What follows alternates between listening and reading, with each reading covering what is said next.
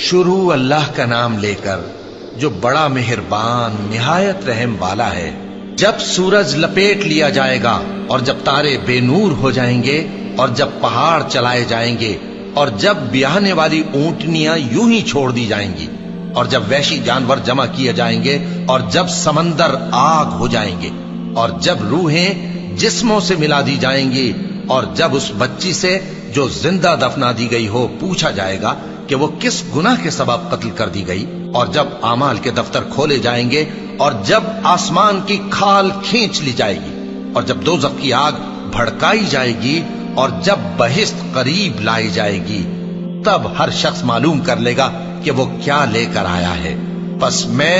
ان ستاروں کی قسم کھاتا ہوں جو پیچھے ہٹ جاتی ہیں اور جو سیر کرتے اور غائب ہو جاتی ہیں، اور رات کی قسم جب وہ پھیلنے لگتی ہے، اور صبح کی قسم جب وہ نمودار ہوتی ہے، کہ بے شک یہ قرآن اس فرشتہ عالی مقام کا سنایا ہوا پیغام ہے جو صاحب قوت ہے، مالک عرش کے ہاں اونچے درجے والا ہے، سردار ہے، ساتھ ہی امانت دار ہے۔ اور مکے والو، تمہارے رفیق یعنی ہمارے پیغمبر صلی اللہ علیہ وآلہ وسلم دیوانے نہیں ہیں، اور بے شک انہوں نے اس فرشتے کو آسمان کے کھلے کنارے پر دیکھا ہے،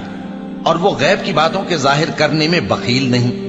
اور یہ کسی شیطان مردود کا کلام نہیں ہے۔